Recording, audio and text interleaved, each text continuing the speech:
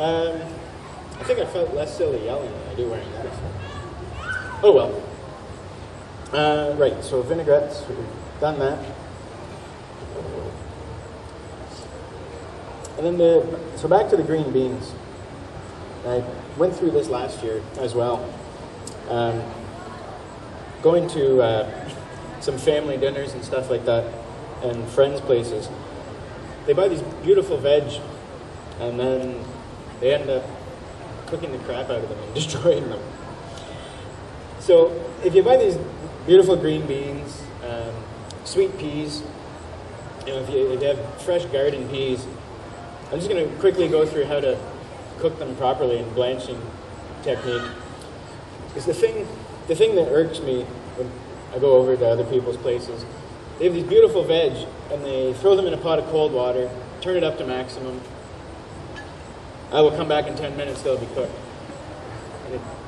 I always bite my tongue. I want to say something, but I feel rude saying something when I'm at their house, so I just shut my mouth and have a glass of wine and eat mushy peas. Which is great if you're having fish and chips. So these beans, Andy blanched these this morning, and he did a good job. So the thing to blanch vegetables, green beans, sweet peas, even tiny little baby carrots, bring a pot of heavily salted water up to a full rolling boil. Have your beans ready. We trim the ends off. I like to take both ends off, just for presentation. I don't like the little tails on them. So I take both ends off. At the very least, obviously take the stem end off. Heavily salted water, full rolling boil. Throw them into that. These are so fine, these will be nice and cooked in, these are maybe 90 seconds. Scoop them out, drop them into a big bowl of ice water, because what you want to do is you want to chill them as fast as you can. Because if you just scoop them out, dump them into a bowl or put them on a plate, they're so hot they're going to keep cooking. And they'll overcook, so you'll end up with mushy green beans, and they'll lose their green color. They'll go that pale, yucky, they'll go with some kind of weird, horrible green.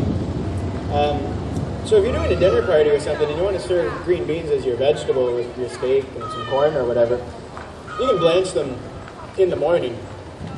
Throw them into the ice water, chill them completely, take them out, dry them, and then you can just put them in the fridge and then just quickly reheat them at dinner. Put them in a little skillet, pat of butter, salt them, just heat them up again, and they're perfect. So don't overcook. If you're going to come to the market and you're going to buy these beautiful vegetables, or if you're going to grow your own and you're going to go through all the effort of weeding and planting them, you might as well cook them right. So just shock them in cold water, and we're going to serve these at room temp.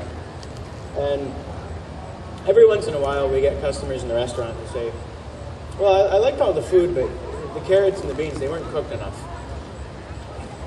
That's a personal thing. There's no way that a baby carrot or a green bean should be mushy. There should be a little bit of crunch left to them. If you have a special request, let me know, and when you come in, I'll throw them back in the water and I'll cook them mushy. So we're going to get some beef on the grill.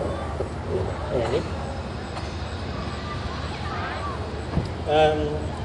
Right, I've only put cracked pepper and some olive oil on it. So we have some salt. So I'll just grab a piece.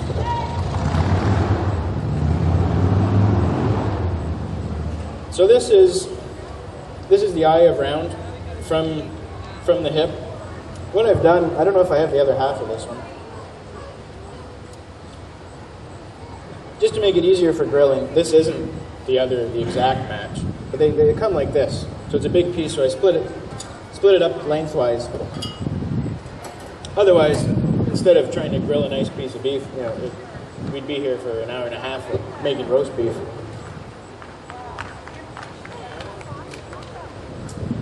So Kara raises this beef, and what I like about her beef, it's not feedlot beef. She raises, she has a smaller herd. She raises humanely. She doesn't use hormones or antibiotics. They're not pumped with steroids. And again, she's local. And at the restaurant, I have sales reps from Cisco and GFS come in, these billion-dollar corporations, and they're starting to figure me out now. But every summer they would whine. So, our business with you is down. We're down 50% with you. We're down 60% with you. Well, how come you're not buying this? Well, my restaurant's 100 feet from the farmer's market. So I'm not going to buy a single vegetable from you guys.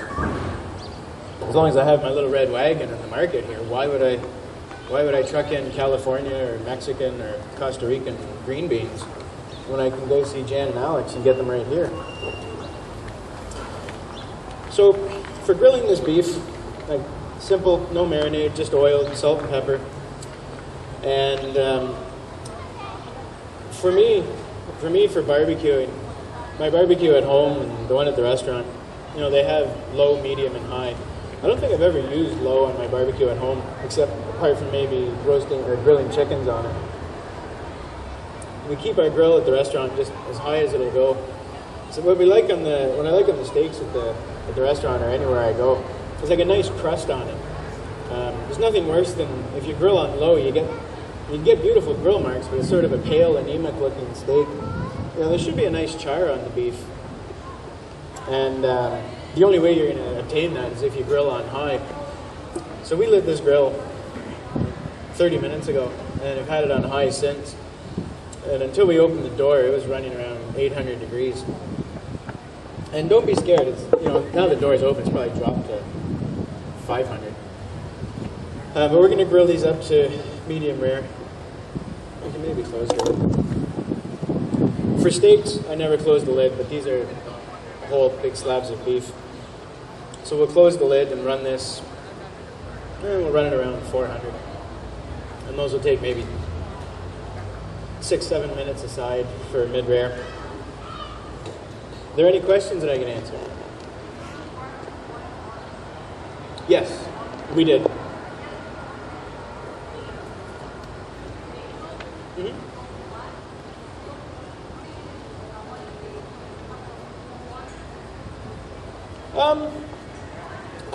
I keep mine in water in the restaurant, but what sometimes turns it black is if it gets too cold.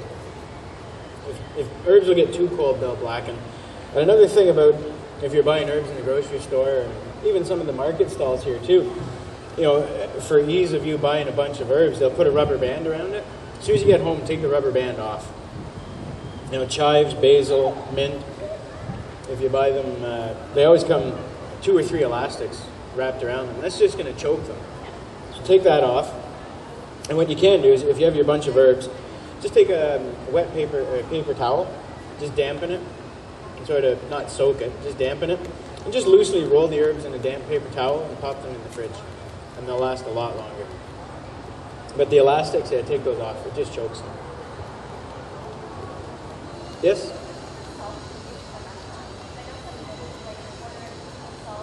Oh, sure. Our standby salt that we use the most is kosher salt. I've been the chef up there it'll be 5 years in October. I've never purchased a box of iodized salt. We've never had table salt. Kosher salt is just a much cleaner taste. The iodized table salt that you can buy actually has an ingredient list on it. I don't really like that. You get the kosher salt. I don't know if we brought a box. It doesn't matter. But you look on the side, it's just salt.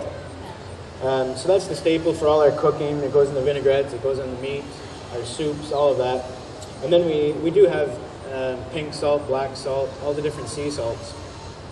And what we use those for are just for finishing dishes. My favorite that I'm using right now is Malden sea salt from Malden, England. And it's a large crystal sea salt. And if you can find some, I'm not sure who sells it. I get it shipped down from a company in Toronto. I don't know where you can get it in Kingston. But if you can get your hands on it, it's a really interesting salt because the way it grows, the crystals grow in a pyramid shape. So if you get a box that hasn't been shaken and crushed up, it's really cool. You open up the bag and you have all these little tiny pyramids of salt. And it's great on salads. I use it at home. After I'll grill a steak and I'll bring them in the house. and we'll sprinkle a little bit of Malton sea salt on top. It adds a little bit of saltiness, but it also adds texture. They're great in salads because you can get a little bit of crunch from them. And then Metro has a big selection. They have all kinds of, there's smoked sea salt now, so you can sprinkle the smoked salt on your steak or in your salad, and then, put it on your chips. It's kind of like eating hickory sticks.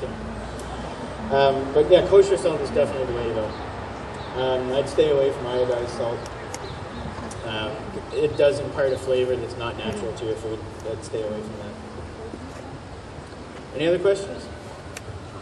When in the barbecue process would you recommend placing sauces, say on ribs, barbecue sauce and ribs? When do you recommend the best time to introduce the sauce? Oh, sure. So the last restaurant I worked at in Toronto, we were known for our ribs in the summertime. We had an outdoor smoker. We were famous for the ribs, but it was a real pain in the butt because we'd have to go out every 20 minutes to stoke the fire. So from June to October, I lived in 20-minute intervals. Every time you hear the beep of the restaurant, walk outside, throw some coals in. Yeah, so we'd do ribs at low heat. We'd try to keep the smoker around 225 to 240 Fahrenheit, just a really long, slow heat. And we'd line up all the racks of ribs, and they would go for about 6 hours. So what we'd do is we'd brine the ribs in salt, sugar, water, a little bit of cracked pepper for about 24 hours. Take them out, pat them dry, salt and pepper them, put them in the smoker.